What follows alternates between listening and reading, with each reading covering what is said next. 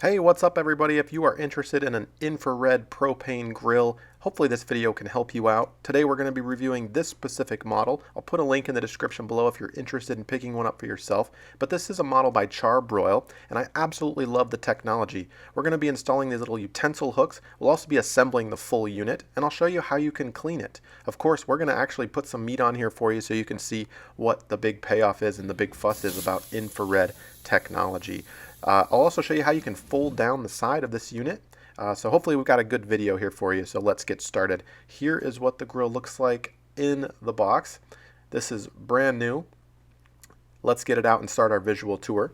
So right off the bat, as I open the box up, I'm noticing it's pretty well secured and wrapped. Lots of styrofoam and protective wrapping there. Nothing seems to be moving around, jiggling, and this is a pretty sizable, heavy box, I might add. I'm not sure the exact pounds, but you can either have two people transport it, or of course you can roll it end over end. I opted for the latter, rolling it end over end, and nothing was moving around. I am going to get everything out here for you, and of course this is brand new, so I'm going to be doing a visual inspection to make sure there has been no damage, and also to give you a sense of what this thing looks like right out of the package. So I'm just kind of looking around here, looking for dents and whatnot, blemishes. Obviously all of your grates and everything come inside the lid in boxes and packages, so let's get everything out and we'll be laying it out for you. You can see right there appears to be a dent of some type or some type of blemish. I'm not sure if the design is supposed to be that way. There are some contours on the inner lid here in various places, so I'm not super concerned about it, mostly because it's not affecting the outermost appearance of the grill. Next, we'll just look at the burners and make sure everything is secure and make sure those little styrofoam pieces aren't blocking it, right? Obviously, we can wipe those styrofoam pieces down, and we'll continue with our visual tour on the outside of the unit to make sure. Now this is obviously stainless steel, so there's going to be some smudges if you touch it. That can be wiped free pretty easily, but no dents, scratches, blemishes, or anything like that. So again, that reinforces my initial impression that things are well packaged and that the grill has been delivered without damage. Alright, so let's continue here. We had a little bit of a smudge there, but nothing to be concerned about. Again, this wipes down pretty easily. Here is the propane tube. We'll get all the packaging off there. And of course, I'm just kind of looking at it to make sure that that's in good shape. Let's next take each thing out of the box. This is the side unit that has the additional burner. You can see here with a lid that folds up like this. We'll be assembling this step by step so you can see how this basically goes on. And no damage to this piece either. A little bit of plastic stuck in the gap between that stainless steel and that black painted part, but nothing that can't be removed. All right, here are the legs. Feel free to fast forward if you don't want to watch this visual inspection, but again, we're looking for any nicks, damage, dents, scrapes, scratches, anything that would need to raise a flag to contact the company for a replacement part. Here's the hardware that comes with it, as well as the wheels. And you'll get to see all these parts go in later. Let's unwrap this little thing. That is the burner for the side extra burner that comes on the side flap. And these two pieces are going to be your front stainless steel plates. Of course, here are your infrared grates. These things are heavy duty and pretty darn cool. Of course, later in the video we'll be firing this up and cooking on them. You can see how well it cooks, how that technology works, and of course how we can clean these. You'll notice here on the grates, I'll talk about more about that later, but there's little holes in the grates, and we'll be cleaning that up. So here are all the parts. Everything seems to be present and accounted for and in good condition. There's a better look at these grates. Let's zoom in here. You can see these little holes and gaps. Now this has been an issue for some people who've bought this particular grill.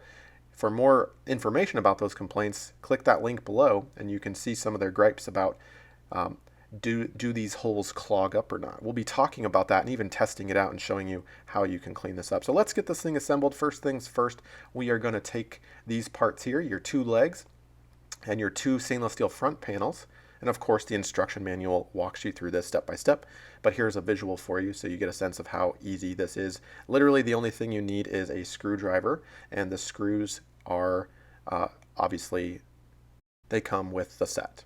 So we're going to take our two stainless steel front panels and put them face down. Make sure they're on a protective surface, and you're going to align those with the table legs there, the grill legs, and you're going to use 4 screws on each side, so 8 screws total, to attach those. So we'll get those secured, lined up. You might have to lift the legs or the front panels up a little bit for those holes to align, and they go through these particular holes here.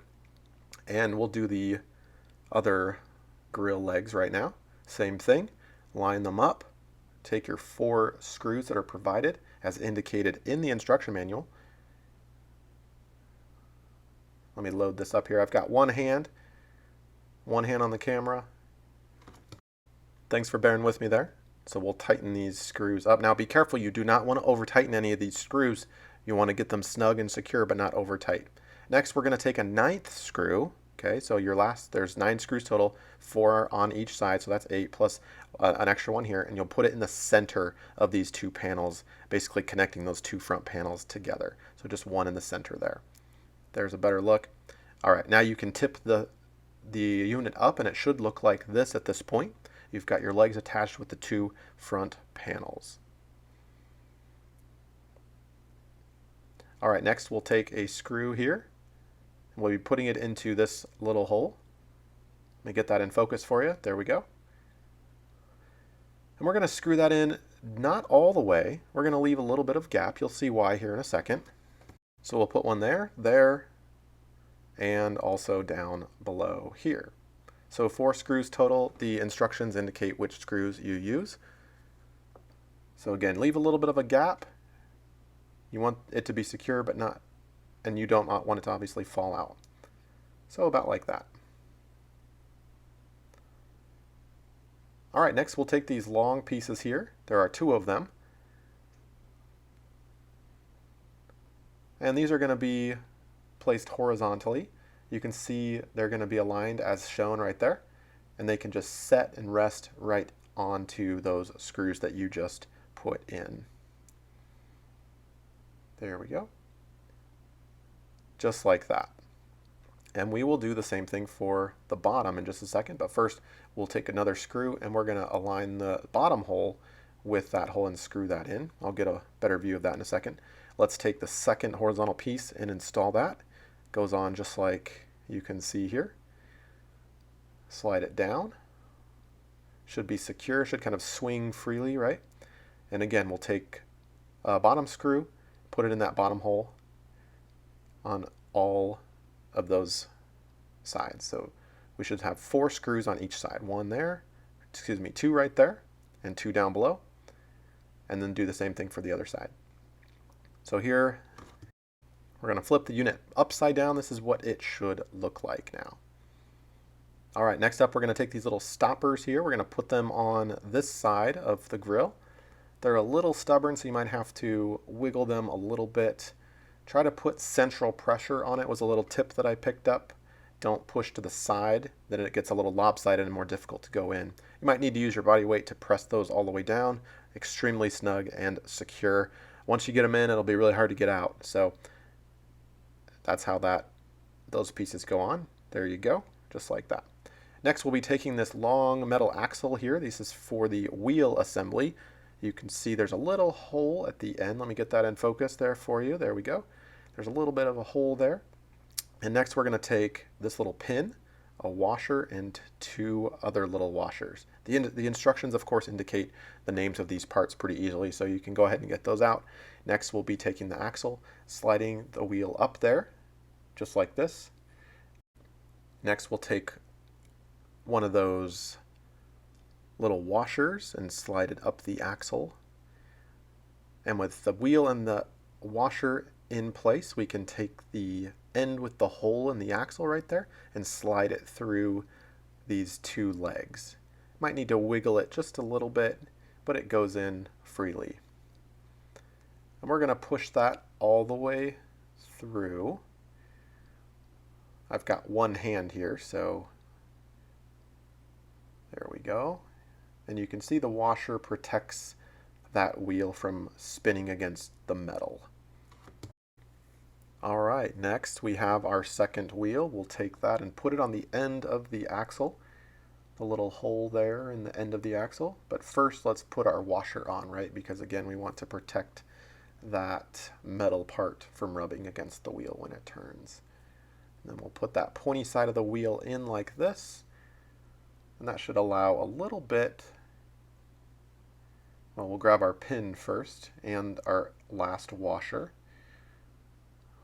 And that should allow for a little bit of space. You can see right there, the perfect amount for your washer to go on and that little pin to slide down through. Perfect. Secure.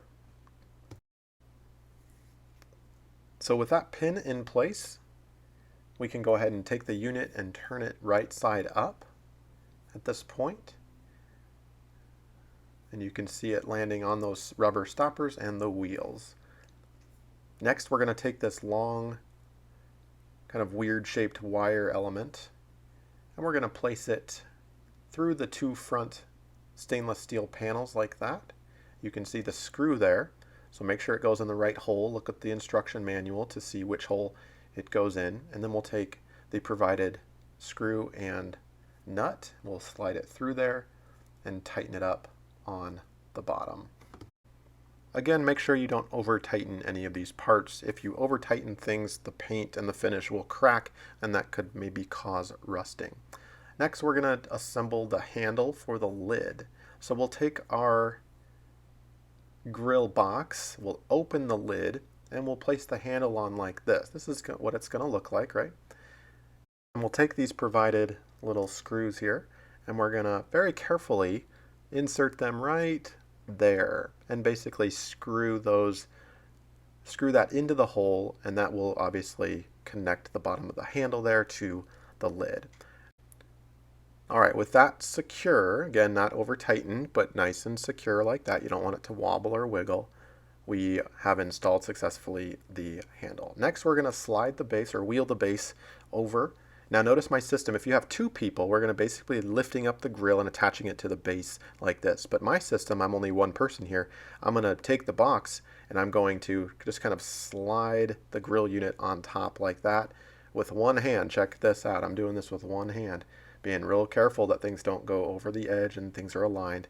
And the grill unit should sit nicely on top of the base. Okay, so next we're going to take, there's a hole there on the grill unit and underneath on the base right there. Let me try to get a better angle for you. There we go. Just line up those holes there, and there's some 4 screws that come obviously with, as indicated in the instructions, and we're going to be inserting those screws. Careful not to damage the paint as you screw those in, and tighten those up.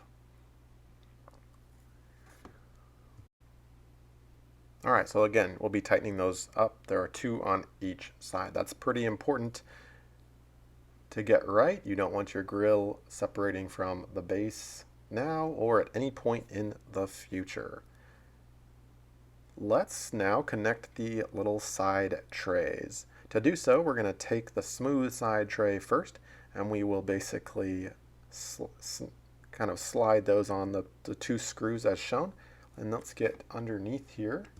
So 2 screws are already provided there, and so we're going to be adding an additional 4 screws into those screw holes right there. So there's 1, and you can tighten these down.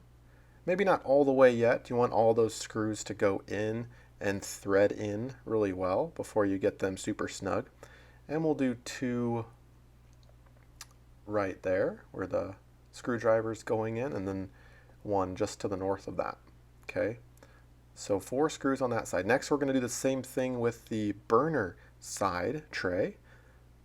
So the left side of the grill. Again, you slide those onto the 2 provided screws that are already in the grill top. Make sure those are secure, and then we'll get underneath here and we'll be adding a total of 4 provided screws to the holes and tightening those down. Again, making sure that all of them align really well before you tighten everything up. Okay. So pretty simple. The angle's a little awkward. Be careful you don't scratch any of the finished powdered coating on any of the grill parts, right, as you screw things in. So, and don't strip out the screw. And you obviously want that to be nice and sturdy when you're done. So next we're going to be hooking up the burner, the propane burner for the side grill. So that little side tray that we just installed. So next we're going to unscrew on this particular piece the two screws that are right here. All right, with those two screws out, we're going to take the little knob. There's a metal backing piece right here and the knob itself, but we'll take the metal backing and we're going to take this little piece and just kind of align it like this. We basically want to get those two holes aligned right there at the top and the one at the bottom. We'll take this little metal piece and we're going to be securing it with the two screws that we just took out from that little metal piece behind there. And again, the instruction manual will guide you through all of this. So I recommend putting in the bottom screw first. Don't tighten it down yet. You want there to be able, you want things to be able to move again so you can align the holes well. And then you'll tighten those snugly, making sure things are straight and vertically aligned. Here's a look at the back of this piece that we're installing. You can see the screws, the ends of the screws there that are secure, and a side view for you. Okay, so that's relatively easy to do. The whole alignment there will be the hardest part for you. Next we will take our little knob and pop that on. So how do you connect the burner? Well, we're going to take this burner part here and we're going to slide it down through the hole, and we're going to be aligning to one threaded screw right there. Let's get underneath here so you can look. And we're basically going to be attaching this part to this part, just like that. And again, you want those two holes there, those two things poking through to align with the holes in the bottom of the burner. There we go. Just like that. Okay, so we'll take the provided nut and secure that to the threaded screw. And then this is the ignition the ignition for the burner. So we're going to take that and just connect it right there.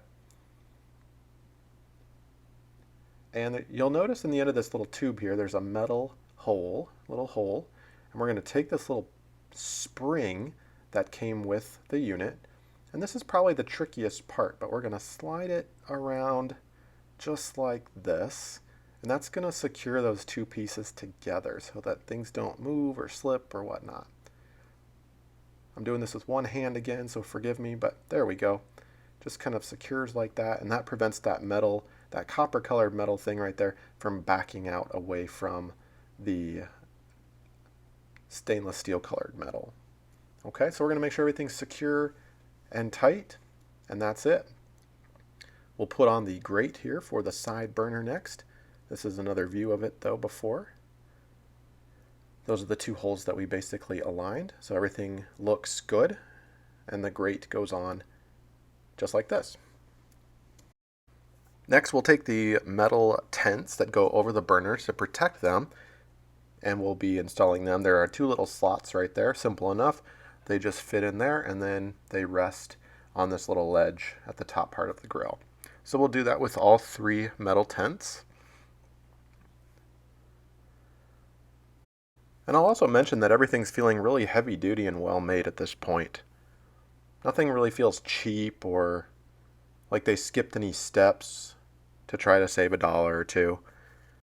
With the tents installed, we'll go ahead and install the infrared grates. These things are pretty heavy duty, and super cool. More on these later. We'll be actually cooking something on these and cleaning them to see which cleaning method works the best. But to install these, relatively simple. We just place them on the ledges that are provided, and you might have to wiggle them just a little bit to get them in, watching your fingers.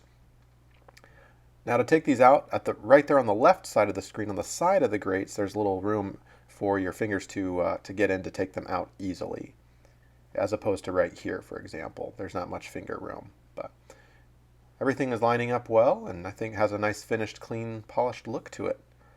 Here is the upper tray installed. It actually connects to the lid through these little holes, so you can press rewind and see how that's aligned there if you need to.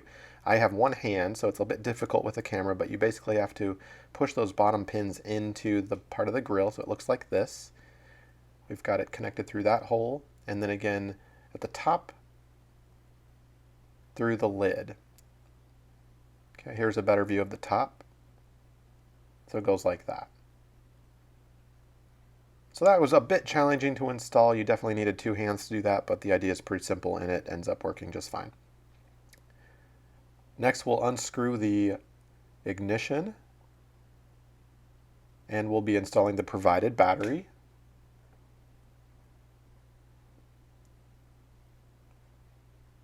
And that just screws on and tightens up.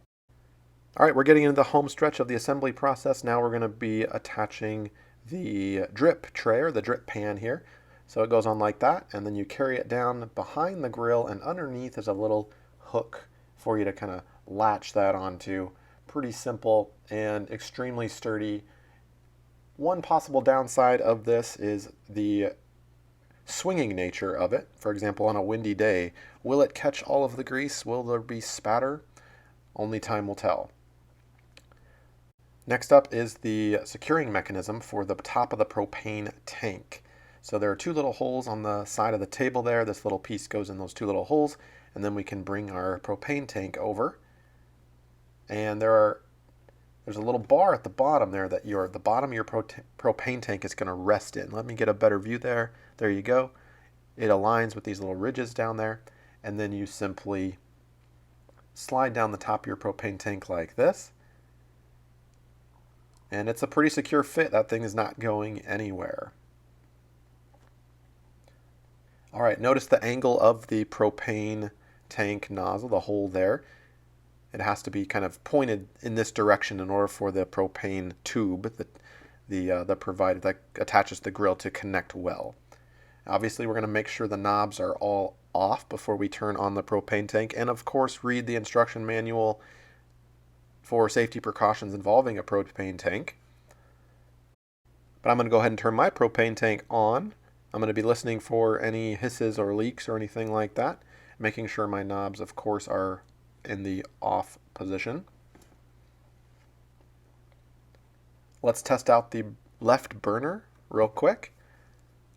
So that was easy enough. I just turned it over to the ignition position and pressed the button, and it started right up. Look at that beautiful flame. I was surprised at how much heat this thing can actually put out. So next we're going to test out the ignition system and the burners with the actual grill. So with the grate removed, we're going to light up the center burner. This is the only burner that you can ignite first. You cannot ignite the left or the right. The center burner is the ignition burner. Once that one's lit, you can just simply turn the knobs on the left and the right burner, and it automatically starts. There's no need to press the ignition button again for these adjacent burners. So that's a nice feature. Look at that beautiful, clean, blue burning propane. Beautiful, love it. And obviously at this point it's putting out some significant heat, but I'm just testing it right now and make sure everything lights and looks good, safe, and well. All right, we'll go ahead and kill the heat there. Again, this is just for you to get an idea of what that looks like. We'll be testing out those burners and actually cooking some food here momentarily, so stay with me. Let's kill that heat. And you can kill the burners in any particular order. Now, one awesome feature about this grill, it allows you, because of the infrared technology, it allows you to basically add a little extra smoked flavor to your food by putting wood chips directly on the grates. I prefer to put them on a little piece of tin foil to help protect that burned wood from falling into the grate holes and whatnot. But this is the unit assembled. Assembly was really easy. It took me about 45 minutes or so, and all you needed was a screwdriver and Again, no complaints there with assembly. The visual tour checks out as well. I'm very happy with the grill at this point. So next we're going to be moving on to a couple of tips for you. Particularly these side shelves do not fold down, and in my particular setup I'm going to want to condense space. I don't need that right shelf, so what I'm going to do, and obviously you can take this advice or not, but I'm going to take that right shelf off and I'm going to put these little L brackets on. You saw two L brackets right there. Those are not included. I'm going to use these on my own, and I'm going to take a little bolt and a little washer, making sure that it basically doesn't slide through this hole. And watch what I'm going to do here. This allows me to semi-permanently leave the shelf here in a downward position, but still attach to the grill, so I don't have to find another place for the grill to live, or for the shelf to live, if that makes sense. So I'm just gonna slide this little piece onto those little brackets, take my bolt and my washer, and I'm gonna put them through the hole like that, and take a nut. On the underside, I will tighten that up. And again, this is a space saver idea for you if you're interested. If you have a smaller space and you don't necessarily need that right shelf, you can have it in the folded down position. Once those bolts are secure, they do not fold back up, right, unless you remove the bolts. So that's a possible downside of this unit. This does not fold up and down, but a little do-it-yourself tip here if you want that down and for it to look nice so you don't have a bare side showing. This was my setup and my preferred way. Another little tip here, if you have any little coat racks, you can pick these up at the hardware store. I'll put a link in the description below. If you want to hang your utensils, there are pre-drilled holes on the left side of this unit, which is awesome. And I'm going to use a little bit of glue here just to secure those in, because those holes on the grill are not threaded. So obviously you can get, depending on the size of the screw that you want to use, you can attach those. I'm going to add just a little bit of glue. I don't want it to permanently be in there. I want to be able to remove it, so I'm not going to coat the screw and everything with glue. I don't want to take the paint off, for example, when I go to remove it if I need to. But I'm just going to basically put a little bit of glue in and just kind of slide it through like that. I'll also put a little dab of glue on the back of the coat hanger just to secure that in place as shown here. So that's kind of how I want it. There's a better shot with a little bit of glue on the back of that. And I'm just going to hold it into place until the glue dries, and it will be very secure. Now obviously if you have a screw that's a little bit bigger, you could use a screwdriver like that and screw that in and use a nut possibly on the back of it. But again, those holes are not threaded, but this is what it looks like. A little do-it-yourself tip here, and of course very secure, and I think it looks great and super practical. I want those grill utensils, there's a better shot of those grill utensils hanging. I want them to look like that and be within reach. By the way, the grill does come with this little grate cleaner. We'll be looking at this and testing it out in just a minute, but that you can hang that onto the side of it for easy access to help clean your grates. So let's talk about cleaning the grates a little bit. We'll be now transitioning into that topic. So here is the grill pretty much assembled. Everything looks nice. The heat is off. Let me give you some close-ups of the infrared grates. Now, I mentioned earlier in the video that these grates, a lot of people have issues based on other reviews with, you can see a little bit of debris there, maybe the meat or whatever you're cooking, of course, maybe not draining well from those grates, requiring lots of cleaning. So we're going to be testing out a couple of different tricks. One of them is putting a little paper clip into a drill, basically. We're also going to be testing out a manual bike pump. I know it sounds ridiculous, but hey, this is a channel about do-it-yourself tricks, right? Can a manual bike pump take care of this? Obviously, this is a clean grill right now, but this is what we're going to be testing here. I've also got an addition, a little drill bit here with a very soft brush, but hard enough where it gets rid of stuff, or that's what we're going to be testing. So it kind of looks like this. Or maybe will an air mattress pump do the trick? An air pump. Will air moving through there be forceful enough to help remove that debris in the cleaning process? These are questions that I'm going to be asking myself. I also have my air compressor. I'll be getting that out with this nozzle and seeing if a little more high-powered or pressured air will be enough to clean that out. But first, before we start cleaning it, we need to cook something up. So for the purposes of this video, I'll be cooking up some of the fattiest food available, which is a slice of salmon, right? This thing is loaded with fat. And all the idea here is, will this clog up the infrared grate with dripping grease and fat? I'll also be cooking up a steak for you as well. It will certainly give you an idea of what the cooking process looks like and the cleaning process to help you make a better decision. So the instructions indicate we should do a pre-burn for 15 to 20 minutes on maximum heat to help burn off all that factory oil. So we're going to be doing that, and in the process we're going to be timing our pre-burn to see how long it takes for it to get from 0 to basically 650 degrees. So we're going to crank the knobs here, fire it up. You can see by my hand it has been about 5 minutes. So it reached about 250 after 5 minutes, and about 475 after about 10 minutes. And here we are at about 15 minutes. And here we are pretty much buried after about 20 minutes on the grill. About 22 minutes. So this thing puts out some serious heat. This is no joke. This is definitely not like my last grill. This thing is powerful, I assure you that. In fact, once it's heated up to 650, it's hard to cool it back down. We've got to kill several burners here and let that lid stay open to get the temperatures back down to about 350, which was my optimal temperature for the recipe that I'm following for these salmon slices here. Here are my wood chips. I'm going to put them on a little piece of tin foil. I've got one soaking in a marinade and another with salt and pepper on it and olive oil. I will be spraying my grates a little bit beforehand to prevent any sticking, and here are the wood chips going on. Let's put the fish on, the salmon on. Skin side up, I want to create a nice sear on the top, and then I will very, very gently flip it over soon. Obviously this video is not a recipe video, so I don't need to bore you with those steps, but we'll close that up and let it sit at about 350. Look how fast that temperature rises once you close that lid. Let's check on them real quick. And I'm going to flip one of these over here very gently.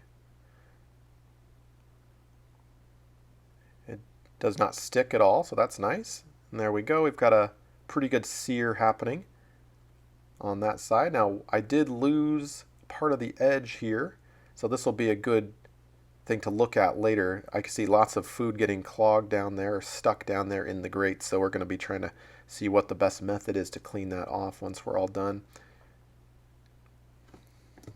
The one thing about this closed grate is that this little guy would have been a dead soldier had it been on a conventional grill. He would have fallen between the grates and been lost, right? Look how moist and delicate this is when it's all done. I was literally able to salvage it and save it so it didn't slip through the grate cracks, and it is cooked beautifully. Again, that would have been dry and just a dead soldier, like I said, on a conventional grill. So let's let things smoke a little bit more here. We do have lots of that grease and fat getting down there. You can see the carbon buildup happening on the grates. So this will be a good example of how we can clean this very soon, so stay with me. All right, so the fish, the salmon is done. We're going to remove that from the grate, and they are pretty much ready to eat. Notice the smoke did not go up that much. I don't see it charring on, just a little bit actually charring on the edges. There is some smoke happening. However, the next day when I grilled these steaks, look at all the smoke there, and my wood chips easily ignited, so I had the temperature up quite a bit higher. So the higher the temp, the more smoke you'll have. Back to the salmon though.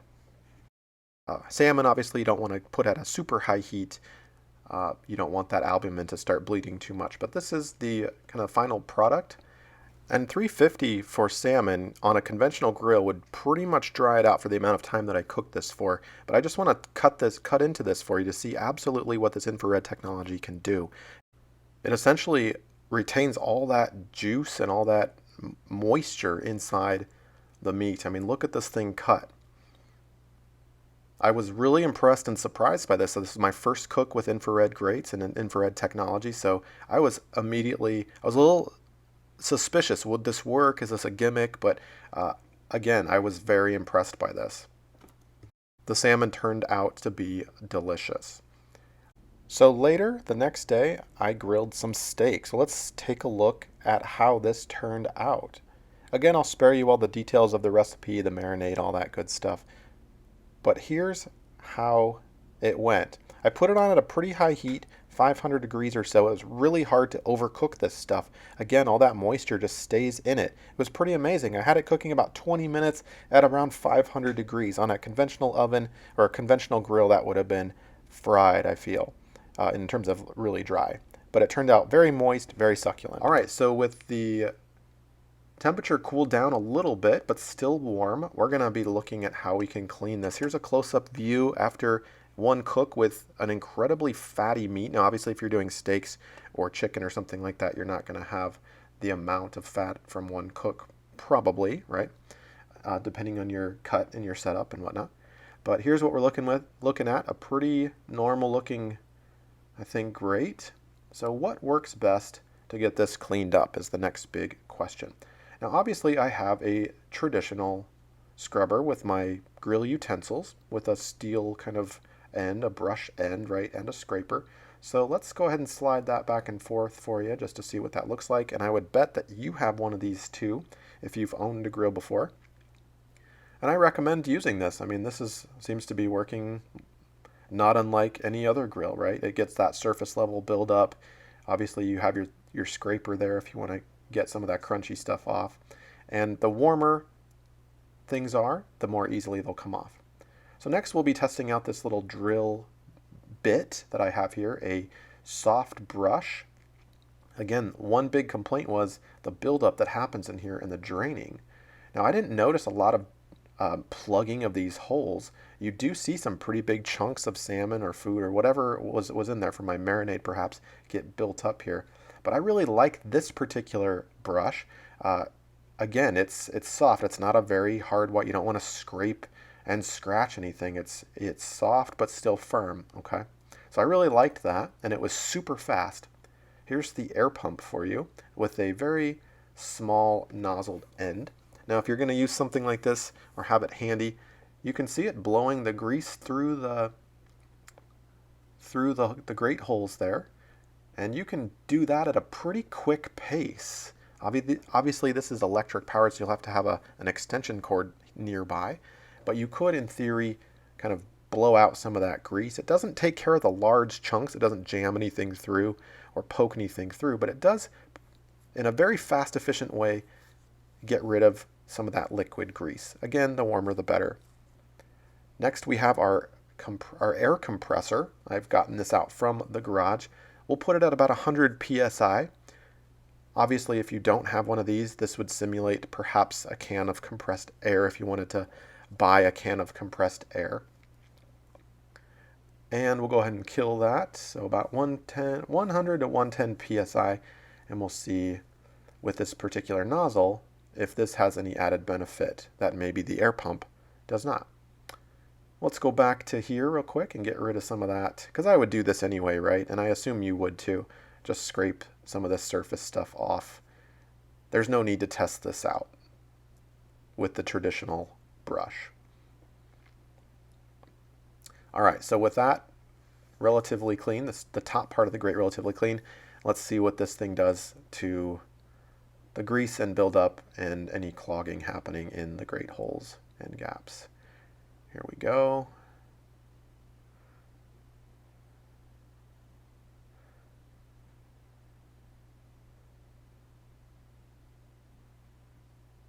So it looks to have about the same effect as the air mattress pump, actually maybe even less weirdly. I'm not sure if that's because of the tip of the air mattress pump versus this.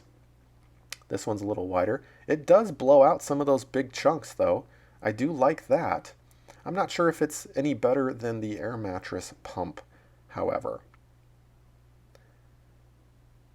And certainly an air mattress pump is a lighter weight, more portable versus a very heavy air compressor, right? And how many people have their air compressor next to their grill? So that to me was pretty inconvenient. I did not appreciate that. And look how fast this air mattress pump can kind of basically blow out a lot of this stuff. It won't get all the stubborn parts, of course, but it's something that I feel like I could do not every cook, but maybe every 3 or 4 cooks I could run this through. Or if I notice any, considerable buildup, look how fast this is. Boom, boom, boom, boom, boom. It's going really fast, getting a lot of that crud out of there. So I really like this, and I think I'm going to keep this air mattress pump close by my grill if I need to blow things out. By the way, the bike pump, the manual one, did not work. It did not meet my expectations. It's basically too much work, and the air mattress pump could do the same job with less effort. Now, the big question is, okay, do I have to have all this extra stuff to clean this particular grill? Well, maybe.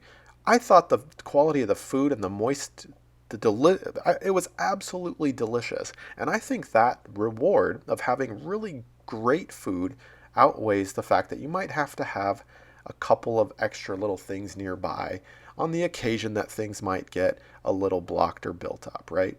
To me, that's not a big deal. It's part of owning a grill is taking good care of it. If you expect to not have to clean your grill very often, then you're putting your grill at risk, I think, certainly for a grease fire or something else. So I also like this little drill bit, excuse me.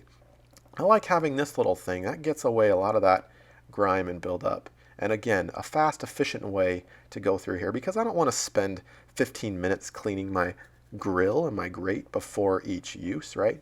But again, when I see noticeable buildup and whatnot, I do not have a problem at all spending an extra couple of minutes doing this.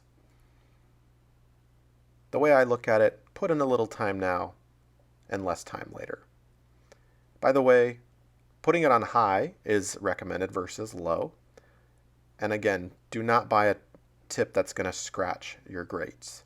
Make sure it's soft enough where it doesn't scratch and firm enough to get rid of some of those things. All right, in the event that you do have holes that are plugged up, you can take a paper clip. This is my plan to have a little paper clip on hand. Either manually, there we see a little piece of sediment or debris, we're going to poke that down, or you can also put it into your drill. That works equally as fine, right? If you have your drill out anyway with that other drill bit tip that we saw earlier, you might as well pop in the paper clip. This is a do-it-yourself channel, so I know it's a little backyard Bob, but I found this to be pretty efficient and to work well either by hand like this or putting it in the drill and doing it. By the way, I'll mention that the included scraper tool that comes with the grill is pretty effective. It works like the brush but has more of that contoured scraping effect, possibly more effective than the traditional brush that you saw me use earlier, the grill utensil. And it cleans up really nicely too. Just wipe it down as opposed to having grime build up on the end of your brush like this. Okay, so to conclude, I'm going to have my grill utensil brush that I would have normally with me at all times. That'll be right next to me. I'm going to have my included grill utensil that came with the grill here, and that'll be clipped onto the right side of the grill, so it'll be accessible at all times. Now for the extra stuff that I may need on occasion, here's my storage system. I'm going to have, of course, my wood chips will be handy, but as far as cleaning, I'll have a paper clip handy close by. I'll have a drill bit handy, so I might have to run out to the garage to get the drill, or I might have the drill in there, and an air mattress pump handy if I need to do a little extra blowing out of those holes. Now obviously in extreme cases I will take out the grates and wash them thoroughly. So the outside of the grill cleans up nicely here. I have some general degreaser, very gentle, and obviously read the instruction manual before you put a certain cleaner on this. You don't want to damage the paint or the stainless steel. I'm just using a very, very mild cleaner. You can use soap and water as well. And that cleans up that grease right there pretty nicely, I think. Let's take a look at the burner side. We've got some fish oil or some nasty stuff there. And that, of course, cleans up a little bit. I'm going to do a pass, get up most of the oil, and then spray it down. And again, this is so you can get a sense of how easy cleanup is.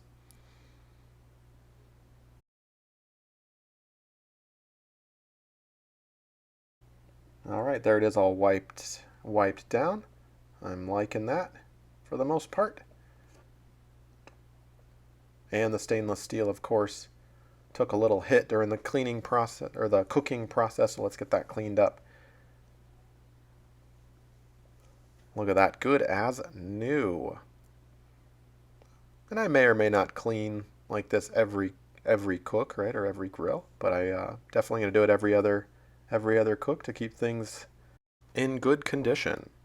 So overall, the cleaning process really not that bad, and I definitely think the quality of the food that comes from this grill definitely outweighs the minor inconvenience you might have to clean for an extra couple of minutes with an infrared grate like this. All right, so to wrap things up, this is a serious grill. Definitely exceeded my expectations in terms of temperature control and how hot the thing gets. It sears really well.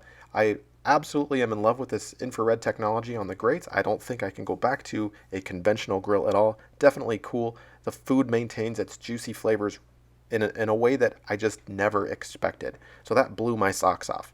There are a couple of downsides. It's a pretty big unit, but of course we can fold that right shelf inward if we have a little do-it-yourself inventiveness. This grill has definitely earned its place on our porch and part of our family. Hopefully this video has been helpful for you in choosing a grill. Again, I'll put the link in the description below. In this video, we have seen the visual tour and make sure everything looks good. Showed you how to put it together. We did a cook, including the pre-burn. And of course, we looked at how to clean it in the best way. We folded down the sides, and of course, I installed those utensil hooks for you. Thanks for being with me. For more do-it-yourself jobs and home product reviews, be sure to subscribe. Thanks.